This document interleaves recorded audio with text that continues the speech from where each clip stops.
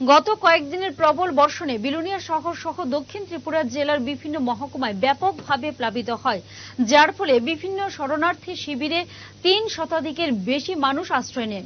মহকুমা এবং জেলা প্রশাসনের পক্ষ থেকে তাদের জন্য সব ধরনের ব্যবস্থা করা হয়।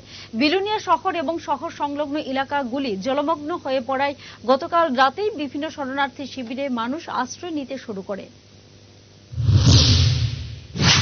প্রবল বর্ষণে বিলোনিয়া শহর সহ দক্ষিণ ত্রিপুরা জেলার বিভিন্ন মহকুমায় ব্যাপকভাবে প্লাবিত হয়। মুহুরী নদীর পার্শ্ববর্তী শহর সংলগ্ন তালুকদার পাড়াতে বিপর্যয় মোকাবেলা দপ্তর নৌকা নামিয়ে মানুষজনকে উদ্ধার করে শিবিরে রাখে এবং রাতে তাদের খাবার দাবারের ব্যবস্থা করা হয়। এই মুহূর্তে জল কিছুটা কমতে থাকলেও মানুষজন আস্তে আস্তে বাড়িতে ফিরতে শুরু করে। সবচেয়ে আশ্চর্যের বিষয় হল, শহর প্লাবিত হওয়ার মূল কারণ শহরে কিছু লোক নিজেদের কর্তব্য জ্ঞান হারিয়ে নতুন বাড়ি করতে গিয়ে রাস্তার ড্রেন ভর্তি করে নিজেদের নির্মাণ কার্য শুরু করে, যার ফলে শহরের জল নিষ্কাশিত হতে পারছে না, ফলে বিভিন্ন এলাকা প্লাবিত হয়ে গেছে। বিলোনিয়া শহরের পুরাতন টাউন হল সংলগ্ন এলাকায় স্বাস্থ্য দপ্তরের কর্মী কৃষ্ণ দাস নিজের বাড়ির কনস্ট্রাকশন করতে গিয়ে সরকারি ড্রেন ভর্তি করে ফেলে, যার ফলে শহরের মূল সড়ক ও জগন্নাথ বাড়ি এলাকা, আশ্রমপাড়া এলাকা, মধ্যপাড়া সহ বিশাল অংশ ব্যাপকভাবে প্লাবিত হয়।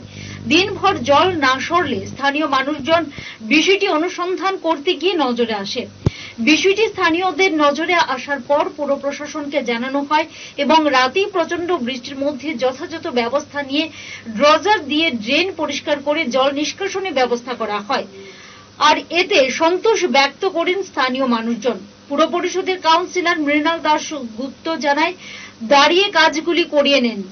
স্থানীয় মানুষজন এই বিষয়ে নির্মাণকারী স্বাস্থ্য দপ্তরের কর্মী কৃষ্ণ দাসের উপর ব্যাপক ক্ষোভ ব্যক্ত করেন এবং নিজেদের প্রতিক্রিয়া তুলে ধরতে গিয়ে ওনার প্রতি কঠোর পদক্ষেপ গ্রহণ করার জন্য পুর পরিষদ এবং প্রশাসনের কাছে আবেদন জানান।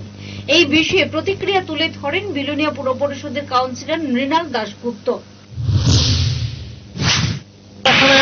ওনার কাছে এসেছি, ওনাকে বলেছিলাম যে এইটা তো আপনি তো কাউন্সিলর। হ্যাঁ, আমি নাম মৃণাল দত্ত, কাউন্সিলর।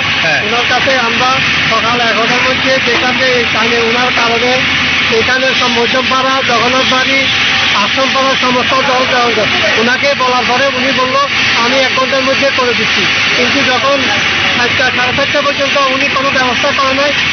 পাবলিকের প্রেশার, মধ্যমপাড়া, জগন্নাথ বাড়ি থেকে আমাদের কাছে ফোন আসে, আমার কাছে পৌরসভার কাছে ফোন আসে, আমরা সবাই আসি। তারপর আমরা নিজেরা ডজার এবং সুগার নিয়ে আমাদের পৌরসভার সমস্ত শ্রমিকদের নিয়ে এটার ব্যবস্থা করি।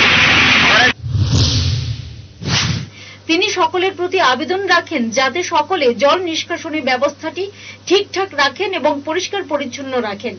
তবে কৃষ্ণ দাসের বিরুদ্ধে কঠোর পদক্ষেপ নিতে চলছে পুর পরিষদ বলে জানা গেছে। Bureau report, headlines Tripura নেশনে।